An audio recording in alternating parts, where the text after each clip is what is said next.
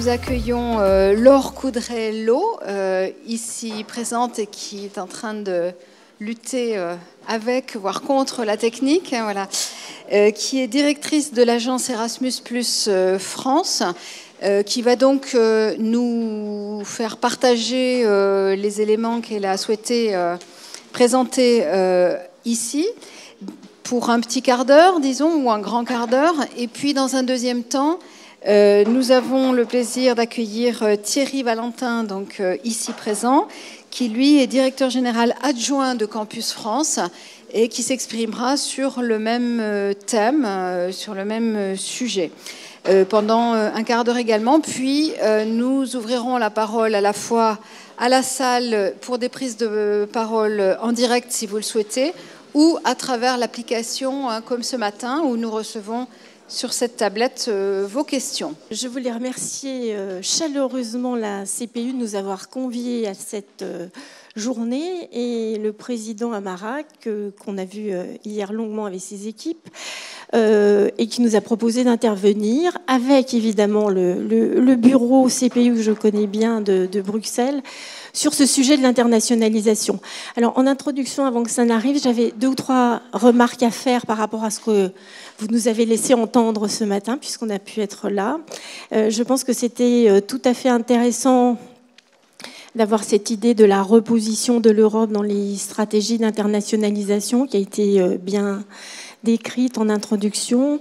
La deuxième chose, c'était que oui, la mobilité est là pour fonction principale, pas d'être la mobilité en tant que soi, mais d'être le développeur de ces compétences transversales que les grands groupes, mais pas seulement les grands groupes, apprécient aujourd'hui. Et puis, ce besoin de compétences, il est à la fois pour les sortants et pour les entrants. Et ça, c'est important.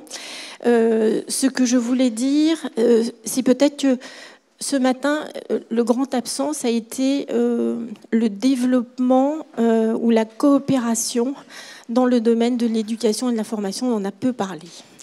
Voilà. Alors, la présentation qu'on a conçue à l'agence par rapport à cette journée, elle est assez simple. C'est l'idée de cette Europe, point d'appui d'une stratégie internationale.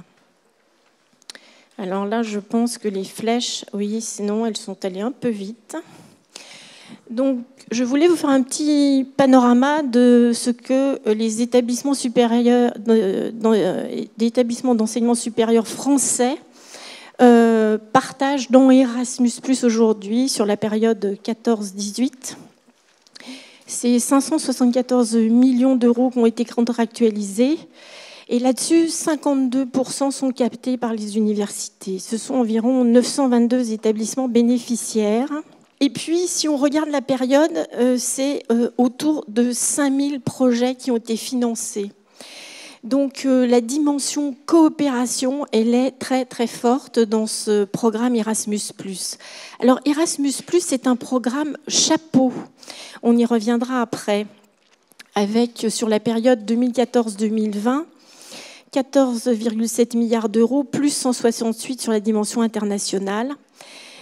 Et ça, c'est le grand apport de ceux qui pratiquent l'Europe, c'est qu'on s'inscrit dans la durée et c'est 7 ans de programmation. Et ce sont des appels à candidature annuels avec ces fortes actions de coopération où on est au moins 3 organisations et au moins à 3 pays.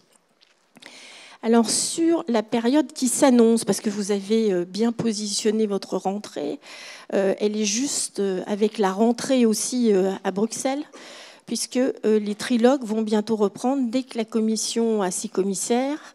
Le Parlement, il est déjà en ordre de bataille, puisque la Commission éducation-culture, elle est en ordre. Et là, au sein de cette commission, il n'y a pas de changement très profond. Elle est toujours pilotée par les Allemandes. Donc ça, c'est un élément de constance depuis toujours.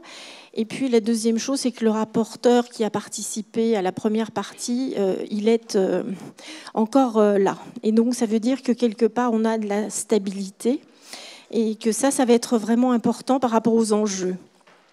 Les enjeux, vous le savez, c'est un budget moderne pour une union qui protège. Et pour cette version d'Erasmus+ 2021-2027, c'est 30 milliards qui sont proposés et le Parlement est allé encore plus loin. Au-delà de ce doublement, il envisage même un triplement. La grande nouveauté, c'est qu'on est dans la rubrique de financement cohésion et valeur. Et donc ça, je pense que par rapport à ce que sont les universités, c'est un élément d'ancrage très important.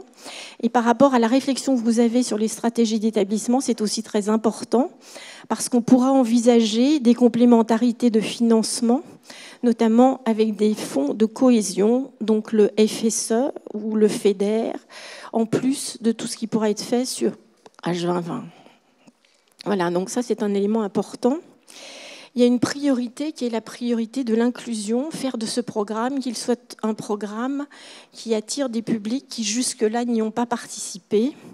Et ça, pour un grand nombre d'universités, je pense que ce sera un pari très fort. On commence à réfléchir sur une stratégie. On est allé voir certaines des universités pour voir ce qu'elles avaient mis en place pour justement travailler avec ces publics qui n'ont pas l'habitude d'être mobiles. Alors je pense bien évidemment à tous les publics défavorisés socialement, mais aussi à tous les publics qui sont en zone rurale où l'on sait que la mobilité est une difficulté supplémentaire. On travaille avec la Commission. Quand je dis on travaille, c'est l'ensemble des agences dans les différents pays. On est une soixantaine. Avec la Commission européenne, depuis maintenant 1 an, on réfléchit à des formules de mise en œuvre de ce programme simplifié. Et c'est un travail que l'on conduit très étroitement avec la Commission et qui devrait proposer aux porteurs de projets des solutions. Donc on y croit beaucoup et je pense que la Commission est très ouverte sur ce sujet. J'ai parlé des synergies, je n'y reviendrai pas. Et si vous regardez le budget qui est aujourd'hui provisionné, rien n'est fait sur le cadre financier pluriannuel, ce serait autour de 8 milliards sur la période, un peu plus de 8 milliards. Alors, dans vos stratégies d'établissement, comment vous pouvez utiliser ce mode d'emploi qui est Erasmus+. Alors, on a un peu réfléchi. On pense que d'abord, c'est une motivation autour des enjeux européens, générateurs de changements dans les structures et pour les étudiants. On pense que ce sont des lieux d'expérimentation, ces projets de coopération qui sont tout à fait intéressants et sur lesquels vous pouvez expérimenter beaucoup. Donc par rapport à cette réflexion, cet engagement sur les universités européennes, tout le monde n'ira pas en même temps sur ces universités européennes, mais on peut imaginer de construire des briques, on y reviendra. Ensuite, cette palette d'opportunités qui est Erasmus+ aujourd'hui et qui peut se composer et se réfléchir avec la dimension développement, c'est vraiment important. Et on peut démultiplier les effets et on peut pérenniser beaucoup en utilisant ces financements. Erasmus, il a une dimension internationale, ce n'est pas la dimension centrale, mais évidemment, ça permet, quand on a développé sa sphère européenne, d'aller plus loin. Les enjeux pour vous, on en a parlé, c'est un enjeu qui est central, on n'a pas arrêté d'en parler aujourd'hui, c'est allier compétition et internationalisation. C'est l'augmentation de la mobilité de ces publics éloignés. C'est la reconnaissance de la mobilité des personnels, enseignants, administratifs et techniques. La mobilité, on y reviendra, de vos enseignants, de vos administratifs, elle est clé sur l'internationalisation. Il n'y aura pas d'internationalisation plus avancée si on n'arrive pas à faire passer ces éléments-là. Quand vous avez choisi, parce qu'il faut toujours rappeler que c'est les universités en Europe qui ont lancé l'Erasmus en 87, ce n'est pas les États, c'est les universités. Elles ont toujours mis 2 axes. Un axe qui était celui de la mobilité des étudiants et un deuxième axe qui était la mobilité des enseignants. Et je pense que cette constance, elle est essentielle sur la suite de l'internationalisation. Alors, ce petit document, et on l'a dans tout ce qu'on publie, c'est la ruche, on l'appelle. Alors c'est bien parce que, en gros, c'est là que vous allez pouvoir aller butiner, puisque les actions et la diversité des actions, elles sont toutes rassemblées. Alors on a des codes couleurs un peu compliqués. Quand c'est violet, c'est géré directement par l'agence que je pilote. Quand c'est en blanc, c'est piloté directement en centrale par l'agence exécutive qui dépend de la DGIAC. Et voilà. Et je vous ai positionné parce que c'est un discours que j'entends avec beaucoup de difficultés souvent. C'est que Erasmus+, c'est le chapeau global et il intègre les universités européennes qui sont, dans l'expérimentation de cette année et dans l'expérimentation de l'année prochaine, des alliances de la connaissance. Voilà, donc on ne parle pas d'université européenne comme ça, on parle d'Erasmus+, et des universités européennes dans Erasmus+, ce qui est plus juste. Voilà, et c'est une dimension qui a été ouverte, nouvelle. Quand on est dans ces programmes, à mi-parcours, on a la possibilité de regarder ce qui a bien marché, ce qui peut être amélioré. Je pense que là, il y a eu une volonté nationale que vous avez portée et une volonté européenne de faire évoluer le programme. Et cette dimension des alliances, elle était là. Et la création de ces universités européennes, elle rentre dans cette idée en allant plus loin. Et je crois que ce qui a été dit ce matin sur est-ce que c'est pas aller jusqu'à porter l'Europe au centre de la réorganisation et de l'internationalisation, de faire de cette zone Europe une zone très forte d'éducation et de formation, c'est bien là que ça se passe. Alors ce qu'on en attend, et ce qu'on a essayé de vous mettre en face, c'est que, par exemple, quand on travaille sur des masters conjoints Erasmus Mundus, on peut intervenir et faire de l'excellence sur une thématique donnée, sur des cursus qu'on co-crée et qui ont une durée de vie assez longue. Et donc ça, c'est de l'innovation pédagogique assurée, c'est du diplôme conjoint et c'est attirer un certain nombre d'étudiants du monde entier. Ça peut se faire quand on a déjà pratiqué, par exemple, très bien les partenariats de l'innovation. Les partenariats, ils peuvent être plus petits, ils peuvent être avec des partenaires que vous connaissez bien, sur des thématiques que vous avez envie d'explorer ensemble avant de faire, par exemple, ces Erasmus Mundus. Donc l'Alliance, elle a de l'ampleur, elle rapproche les établissements, elle permet aussi l'entrée des entreprises. On en a parlé ce matin. Les entreprises, vous pouvez aussi les faire venir dans une expertise à l'intérieur de vos universités.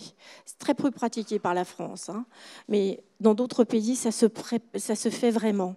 Et vous avez tout ce module qui est autour de ce que vous pouvez faire dans vos équipes administratives et avec vos professeurs engagés.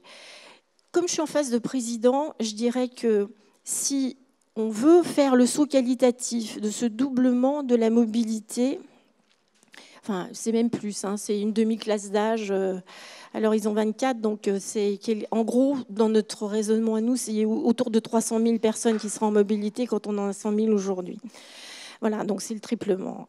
Voilà. Mais si on veut faire ça, et que les financements sont là, parce que jusque-là, on n'a jamais eu les financements, donc on ne pouvait pas s'imaginer d'y aller. Si on veut faire ça, ça veut dire que derrière, il faut qu'il y ait de la reconnaissance pour les profs qui s'engagent. Donc ça veut dire travailler dans l'université avec les départements RH pour qu'il y ait une prise en compte de cet investissement des enseignants sur aussi la formation et l'éducation. Et puis, je crois que c'est aussi la possibilité de travailler sur des thématiques. Par exemple, au service ERI, ne travaille pas forcément tout le temps avec les services du handicap. On sait qu'on peut faire partir des gens en mobilité. Nous, par exemple, on constate que les financements ne sont pas utilisés. Voilà. Donc, il y a des tas de choses qui peuvent être faites pour que vos ERI soient plus transversaux, soient plus à l'écoute de ce qui remonte des composantes et qu'il y ait une sorte de dialogue avec les composantes tout au long de l'année. Parce que ça, je pense que sur cette montée qui est vraiment un changement d'échelle, il va falloir qu'on y mette de l'ARH.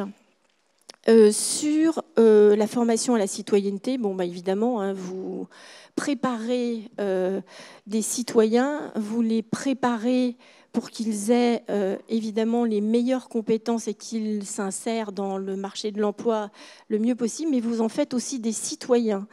Et la dimension valeur est aussi une dimension qui est beaucoup portée par le programme et qu'il sera encore davantage, comme je vous l'ai expliqué, puisqu'on relève de cette rubrique cohésion et valeur. Et il y a tout ce qui peut être fait autour de la recherche en formation sur la citoyenneté européenne. Et là, on a beaucoup d'acteurs qui travaillent sur les actions Jean Monnet. Alors, on a fait une petite étude par rapport aux lauréats des universités européennes. Alors, outre le fait que, évidemment, les universités y sont majoritaires, il y a deux choses qui nous ont paru très importantes. Et le constat qu'on fait et qu'on vous livre aujourd'hui, c'est que les établissements qui ont été lauréats sont investis en moyenne dans 4 activités différentes de cette petite ruche-là que je vous décris. Et puis, il y a un établissement qui est impliqué dans toutes les actions de Erasmus+. Ça, je ne vous dirai pas, mais vous devez le deviner très facilement. Donc ça, c'est des éléments importants. Et je pense que dans les éléments d'explication que nous avons, il y a l'idée que, en ayant travaillé sur l'ensemble de ces différentes actions qui mobilisent différentes compétences à l'intérieur de vos équipes, les gens qui ont répondu à l'appel à proposition des universités européennes étaient très près. Voilà. Et ça, c'est quelque chose qui, à mon avis, est une vraie donnée et qui fait qu'on peut rebondir en se disant que les universités européennes, elles existeront bien financées sur 2021-2027, donc on peut aussi s'y préparer. Et ça, je pense que c'est vraiment important. Donc dans les synergies, je les ai peu décrites, mais vous les voyez, hein, on fait de l'intra-européen, on fait du partenariat stratégique, on fait de l'intra-européen, on fait de la mobilité internationale, on fait du partenariat stratégique avec des masters Erasmus Mundus, on peut tout mixer. Et c'est ça qui est important et c'est ça qu'il faut continuer à développer dans les établissements. Alors, on a fait juste un petit retour parce que je suis un peu lente, voilà. Mais les impacts, on veut vous les donner, ça me paraît important. L'impact de ce programme, c'est un vrai outil de modernisation et d'internationalisation des établissements d'enseignement supérieur, modernisation des structures par confrontation avec d'autres pratiques nationales, nouvelles pratiques d'apprentissage, méthodes d'enseignement différentes, meilleure employabilité des étudiants, maîtrise des langues étrangères, meilleure appréhension des valeurs et des cultures différentes, développement des coopérations avec les acteurs socio-économiques, valorisation des partenariats recherche, augmentation de l'attractivité et visibilité internationale. Ben, écoutez, je pense que tout ça, par rapport au discours que vous avez eu avant, vous avez les outils. Après, chacun a sa stratégie. Cette stratégie, elle est contextualisée, on en a beaucoup parlé. Après, il faut essayer de s'en servir au mieux par rapport à la stratégie que vous avez, qu'elle soit nationale, européenne ou internationale. Voilà. L'agence que je pilote dispose d'un département important d'études, d'analyse et de statistiques. On est évidemment avec nos statistiques Erasmus+, donc on peut les traiter et faire beaucoup de choses avec. Quand je dis nos, je devrais dire les statistiques collectives de l'Union européenne, je serai plus juste. On a mis en place un Erasmustat qui est en ligne, où vous pouvez voir absolument en toute transparence l'attribution de tous les fonds.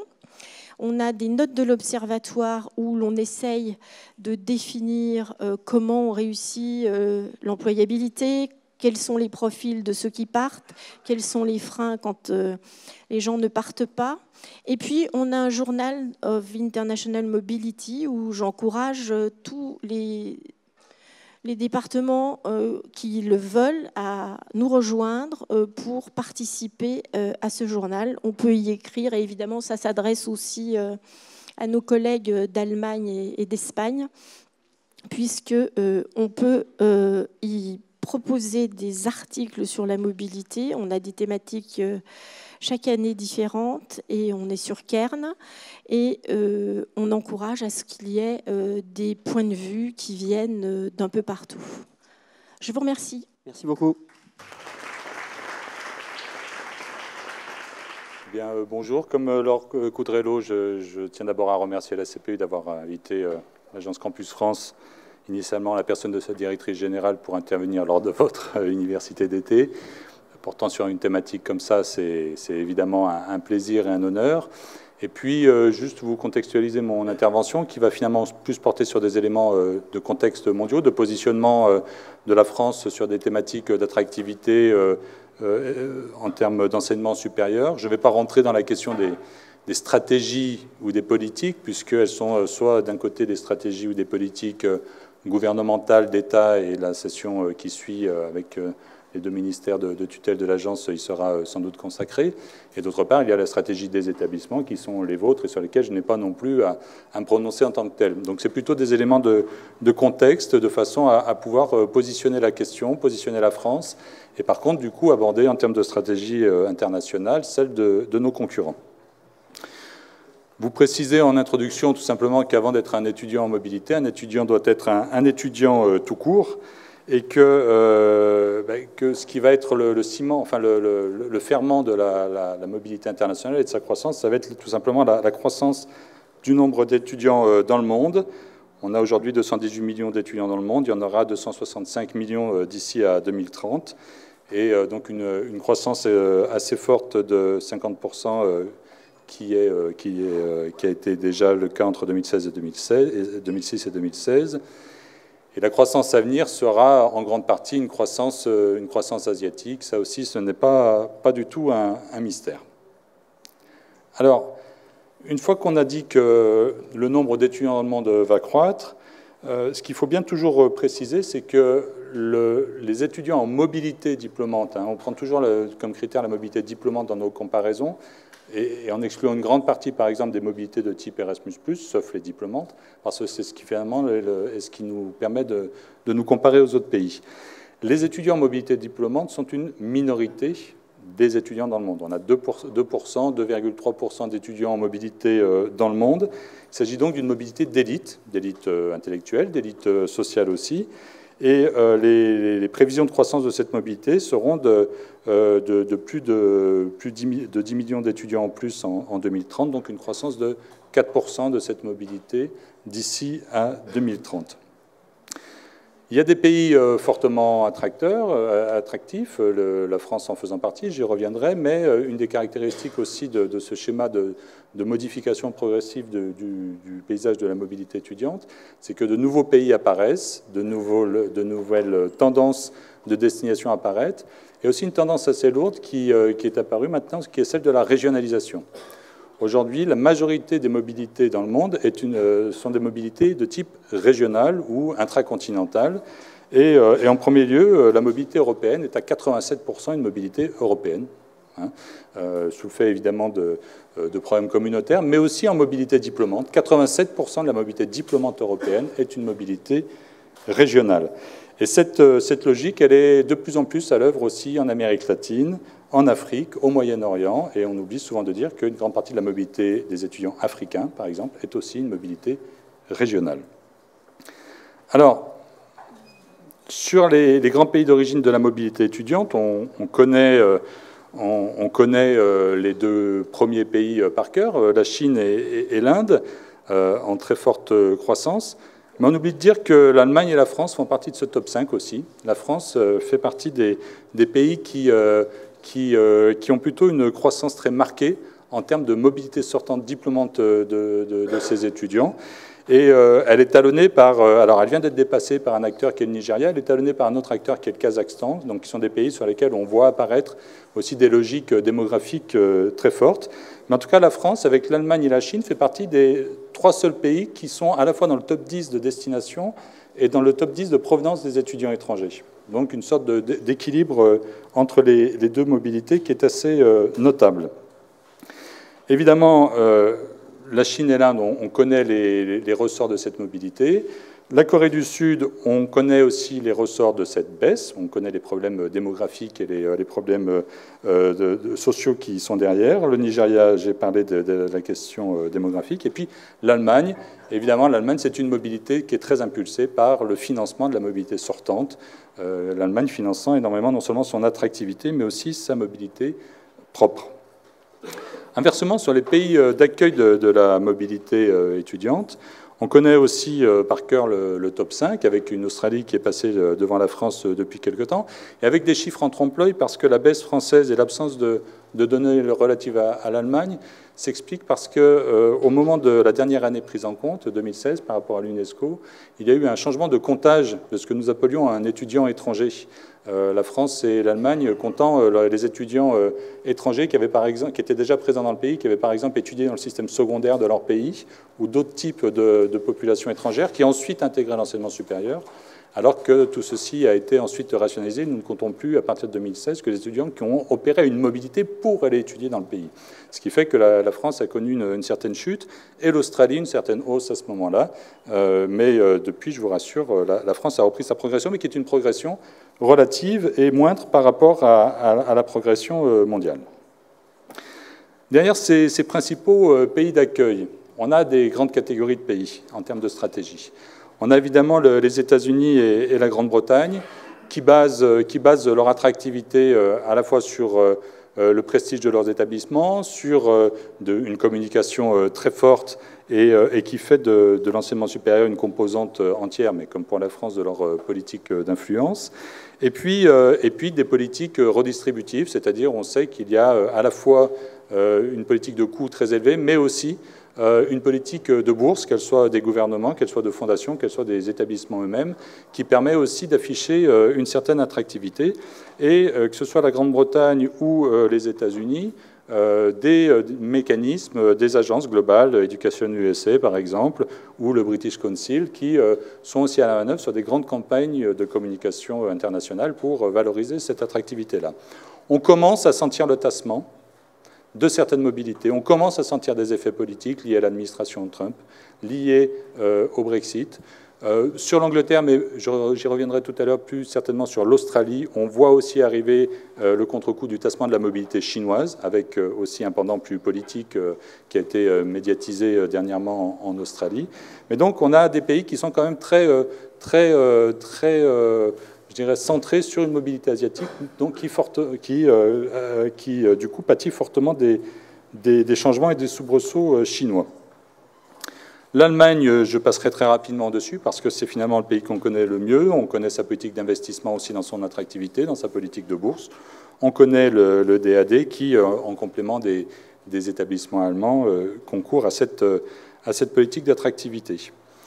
L'Australie et le Canada sont des cas, finalement, tout en étant anglo-saxons, qui ne sont pas exactement les mêmes que la Grande-Bretagne ou les États-Unis, parce qu'on a des pays qui ont vraiment basé leur attractivité universitaire, la question de leur attractivité universitaire, sur des questions économiques.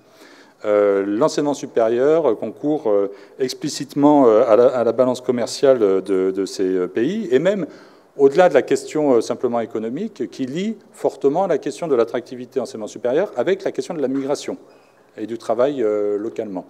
Et donc, on a de manière tout à fait officielle des publications, des chiffres, par exemple, de nos amis australiens, pour qui bien l'enseignement supérieur est la troisième ressource de revenus d'exportation, et aussi avec quand même un contre-coup qui est en train de se faire sentir, comme je le disais, par rapport au tassement de la mobilité chinoise.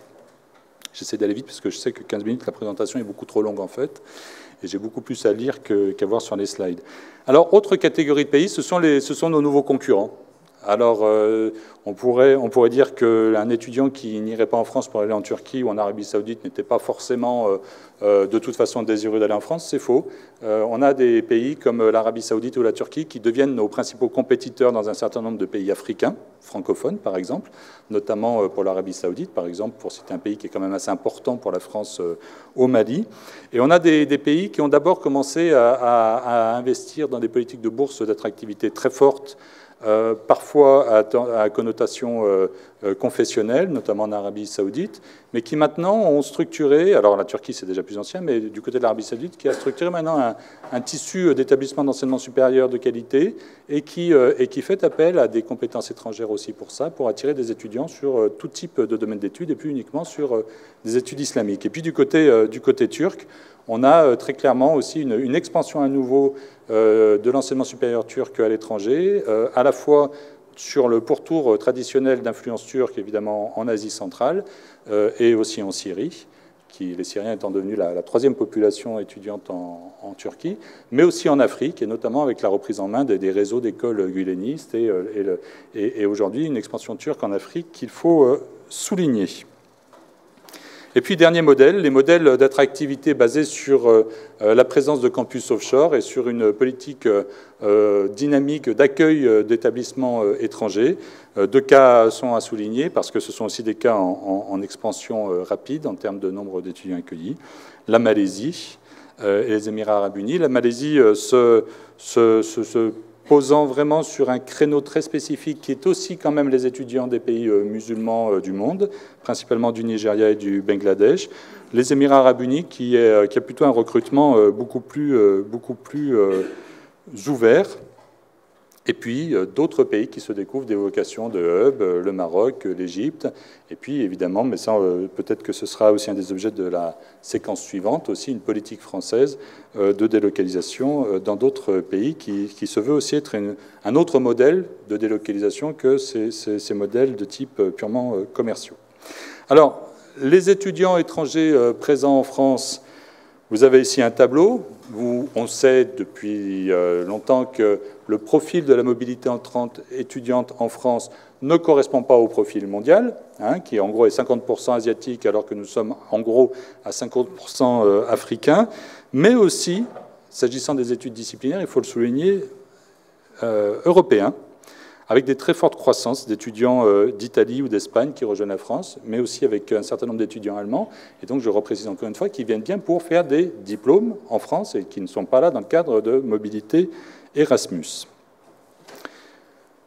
Vous êtes, en tant qu'université, les établissements d'accueil de 70% de ces étudiants-là, avec 10% d'entre eux qui vont en doctorat. Je le précise parce que c'est justement l'objet du focus de la fin de cette présentation. 49% en premier cycle et 41% en master. 2 minutes. Eh bien, ça tombe bien, il me reste 3 slides. Tu vois, j'ai vraiment... je lis même plus mes papiers. Alors, le doctorat. Je ne sais pas si vous avez eu une note qui a été publiée récemment par Campus France dans le cadre de ces rencontres de la recherche et de l'innovation en juillet. Mais les doctorants, c'est évidemment, premièrement, la population pour laquelle tout le monde se bat, en priorité, même s'il y a des stratégies aussi à avoir sur les autres cycles. C'est aussi la population la plus mobile dans le monde, puisque 14% des doctorants dans le monde sont mobiles, contre seulement 2,3% des étudiants en général. Et c'est donc évidemment derrière, je ne vais pas vous le dire à vous, tous les enjeux de la question de la recherche, des labos, et ensuite de toute la suite de la chaîne qui est en jeu. La France n'est pas mal placée puisque nous sommes quand même 3e pays de destination d'étudiants, de doctorants étrangers, donc une place de plus devant l'Australie, ce qui montre bien que le profil aussi d'attractivité de l'Australie ne va pas nécessairement vers les niveaux recherche et qu'il y a aussi un recrutement beaucoup plus basique, linguistique, premier cycle, etc. en Australie. Mais ce qui est inquiétant, c'est, vous voyez évidemment, la tendance de baisse d'accueil de doctorants étrangers en France, alors que nos principaux concurrents sont plutôt en augmentation. Une partie de la baisse du nombre de doctorants global en France que vous connaissez, qui avait aussi pu être expliquée par un rétrécissement sur les 3 ans d'études, a pu être compensée à un moment donné par l'apport de doctorants étrangers, mais c'est fini, les doctorants étrangers sont aussi maintenant en baisse en France, avec des populations qui correspondent assez fidèlement au top 5 des étudiants étrangers globalement présents en France, sauf avec le Liban qui vient s'intercaler, et on sait pourquoi. Et on serait descendu un petit peu plus, on aurait vu arriver aussi le Brésil, les doctorants, les Brésiliens étant très présents dans les formations doctorales et beaucoup moins dans les formations de premier et deuxième cycle. tout le but de mon propos, très rapidement, était de vous contextualiser le fait qu'il y avait, et vous le savez, puisque ça a été l'objet de discussions et de stratégie gouvernementale l'année dernière, un problème d'attractivité français qui ne se caractérise pas que sur les études diplômantes, comme je viens de le dire, puisque tendanciellement, la France est devenue uniquement le 4e pays d'attraction d'étudiants Erasmus+, en étant devenu le premier pays d'émission d'étudiants. C'est-à-dire qu'en fait, on est sur les 10 pays les plus attracteurs d'étudiants Erasmus+, nous sommes le seul qui, dans les 10 dernières années, a baissé en termes d'attraction. Donc, ce qui joue sur les études de type diplômante et potentiellement payantes, joue aussi sur les études non diplômantes, financées, gratuites, communautaires, etc. Donc, il y a une question quand même, globalement, de glissement de l'attractivité française, qui a été le constat opéré de manière assez forte l'année dernière, qui a conduit à des réponses des pouvoirs publics que je laisserai les ministères de tutelle, que je vois d'ailleurs au-dessus, développer mieux que moi. Mais je crois que ces éléments de constatation étaient importants parce qu'ils montrent aussi que les pays qui sont nos concurrents et qui, eux, augmentent, ne le font pas par hasard, le font parce qu'ils sont, eux aussi, engagés dans des stratégies et des stratégies nationales financées et relativement massives. Voilà. Très bien, merci à nos deux intervenants. Avant peut-être de donner la parole à la tablette, peut-être que l'on peut éventuellement ouvrir tout de suite l'échange à la salle. Si vous avez des éléments, des interventions,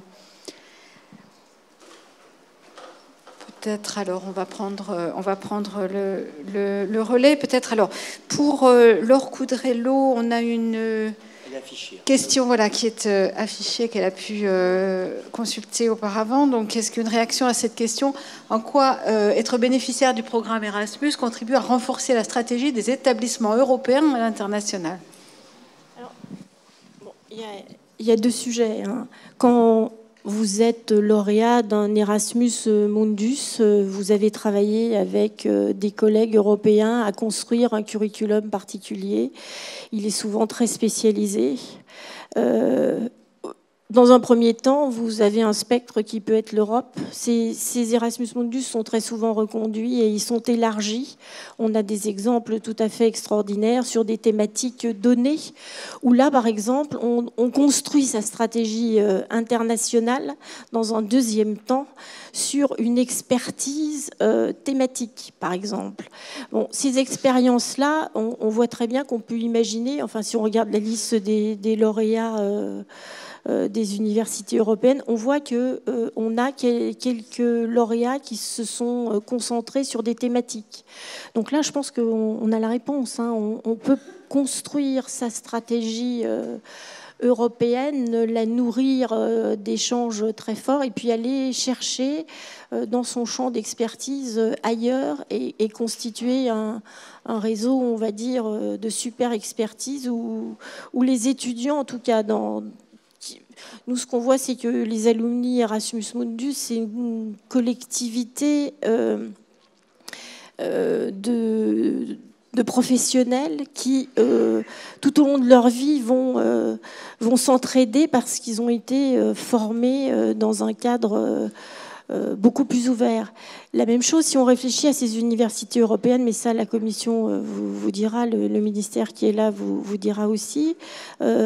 Dans cette idée de 50% de mobilité à terme des étudiants qui vont circuler dans des univers différents, on va quand même créer des étudiants qui vont être des étudiants qui ne sont pas les étudiants d'aujourd'hui, qui vont faire un temps à un moment donné dans un cursus, etc.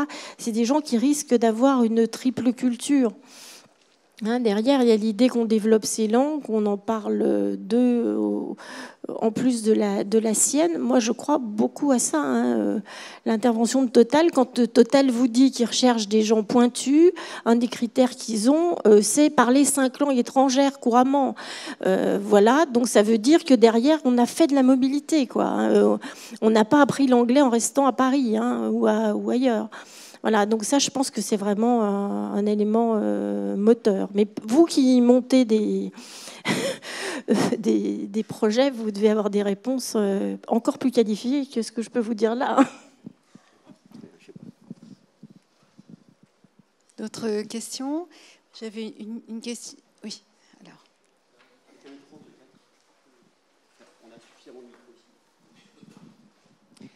Est-ce que vous pouvez vous présenter, s'il vous plaît, juste avant?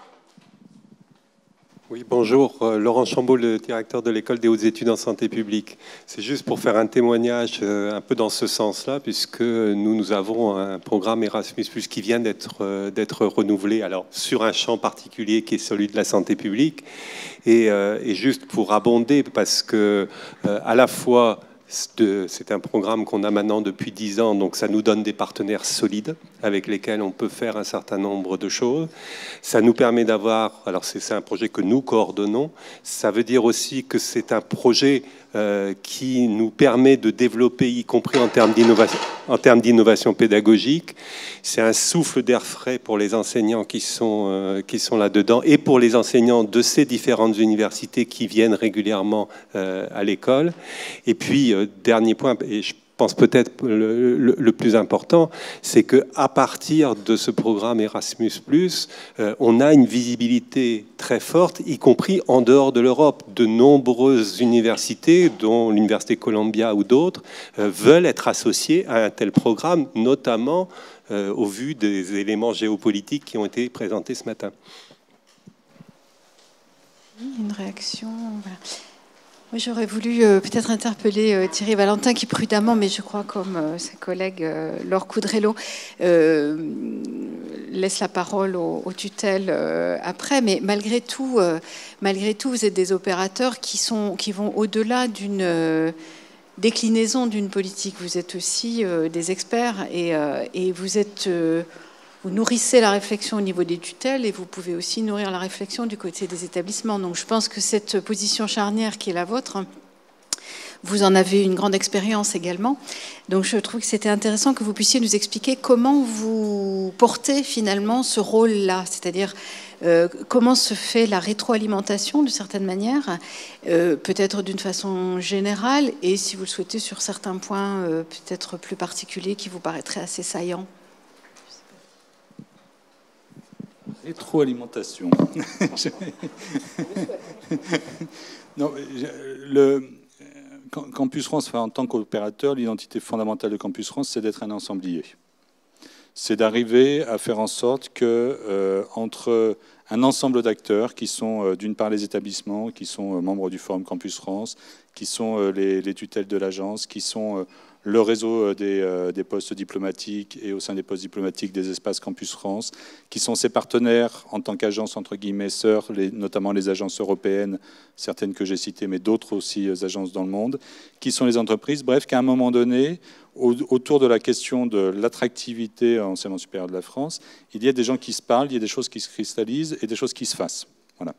Donc très clairement, Campus France n'est pas à l'impulsion des politiques, elle les applique, et évidemment, dans un dialogue avec ses tutelles, mais comme dans un dialogue qui est aussi nourri avec les établissements, il y a un travail d'intelligence qui est fait de mise au service de la communauté, de la réflexion d'un certain nombre de données. Mais pour vous dire très clairement, par exemple, les études que produit Campus France, qui sont plutôt, en toute modestie, plutôt remarquées pour être de très bonnes études, nous ne produisons quasiment jamais de données propres. Nous travaillons avec les données de l'UNESCO, avec les données du MESRI, avec les données du MAE, avec les données de l'OCDE, avec les données d'Erasmus, etc., pour essayer justement de poser les questions différemment et de mettre en lumière finalement les tendances à venir. Je crois que nous avons été parmi les premiers en France à pointer l'émergence de l'attractivité enseignement supérieur des nouveaux compétiteurs comme la Turquie, comme l'Arabie Saoudite, comme les Émirats. Voilà, c'est ces moments-là où, à un moment donné, on met en commun un ensemble de faisceaux de données et de partenariats pour servir l'attractivité nationale. Il y a une question qui a été posée très précise. Donc, ah, pardon, elle n'est pas là. Sur la caméra. Oui, mais j'ai appuyé, mais ça n'a pas fonctionné. En quoi être bénéficiaire? Non, pardon, j'ai perdu la question. Quand Campus France diffusera-t-il les chiffres de la rentrée 2019?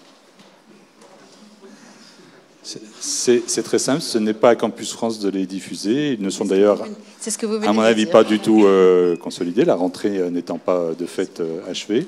Et de toute façon, d'autres que l'agence auront la priorité sur cette parole. Alors bon, nous pour nourrir les réflexions, on est sur un objet qui est différent. Hein. On est sur une politique européenne, on est sur un outil qui existe depuis longtemps. Et c'est un travail, on va dire, des équipes qui est quasi quotidien sur la préparation des participations aux appels à propositions, sur pendant l'année des conseils sur des projets. C'est beaucoup de rencontres à travers tout le territoire pour accompagner. Voilà. Donc ça, c'est notre travail quotidien. On le fait quand les gens sont lauréats d'un appel à proposition. On les réunit tous. Donc ce que je dirais, c'est que peut-être, ce qui est un peu différent, c'est qu'on fait parler les établissements entre eux. Ils échangent beaucoup. On a beaucoup de temps d'échange auxquels participent les établissements. Alors c'est beaucoup dans vos serviceries que les choses se passent ou ailleurs. Mais c'est un travail qui est sur toute l'année. Et puis, une fois par an, on rassemble tout le monde à Bordeaux, puisque nous, on est bordelais. Et là, on a des journées de la dimension internationale. Ok. J'ai une question à vous poser à tous les deux, puis après, on va être obligé d'arrêter. Donc, voilà. Il y aura une autre. Hein, donc, voilà. Donc, je vais essayer de ne pas être trop long. On a eu des présentations tout à l'heure pareil, de la part relative de la France dans le marché mondial de l'international, de l'enseignement supérieur. Et on a vu une baisse relative de la France. On a vu qu'avoir un ERC en France, pour être publié, c'est moins intéressant que si on est en deux pays. Donc il y a un certain nombre de données comme ça. On voit la part relative aussi sur Erasmus, la perte d'influence par rapport à certains pays. Et vous mettez en place, en œuvre, un certain nombre d'actions. Voilà. Alors, dans une démarche peut-être un peu, j'allais dire, je ne sais pas si c'est prospective ou, on va dire, idyllique ou idéale. Il y avait une question, c'est si jamais il y avait quelque chose d'autre à faire par rapport à ce que vous faites aujourd'hui, quel serait votre instrument? Parce que le tableau qu'on a eu ce matin, finalement, il n'est pas encourageant. Voilà. Donc, la question, c'est si vous aviez à décider d'un autre instrument ou d'une autre action ou d'un conseil à donner à nous, aux tutelles, qu'est-ce qui pourrait faire que finalement ça pourrait bien marcher, mieux marcher ou encore mieux marcher? La question est compliquée. Hein. Oui, c'est pour ça que je la pose. Hein. Je vais laisser répondre Laure d'abord. Oui, moi, moi je suis beaucoup plus raide, je me casserai la gueule s'il faut. En tout cas, ce qui me paraît évident, c'est que les instruments, ils sont là. Après, c'est comment on s'en sert au service d'une stratégie qu'on a conçue parce qu'on est dans un environnement particulier, parce qu'on a développé des thématiques particulières, parce qu'on a un pôle de compétitivité autour qui pousse sur une thématique donnée, parce qu'on a des étudiants particuliers. Il y a des universités qui n'ont pas des étudiants qui sont faciles. Donc, comment on fait et comment on traite ça? Donc, moi, je dis que les instruments, ils sont tous là. C'est pas la peine d'en réinventer encore, on en a assez. Je pense que ça, c'est bien. On a des cadres qui sont structurants, parce que quand on est dans un programme européen, si on a les 30 milliards, on va avoir une visibilité sur 7 ans. Donc il faudra se battre sur la progressivité des budgets pour que derrière cette progressivité des budgets, il y ait la capacité de monter en compétences dans chacune des universités, des établissements, parce que ça, je pense que c'est un vrai sujet. Voilà. Mais les instruments, ils sont là. Après, c'est comment vous aider à apprendre, à mieux jongler avec, peut-être. Ça, c'est notre boulot.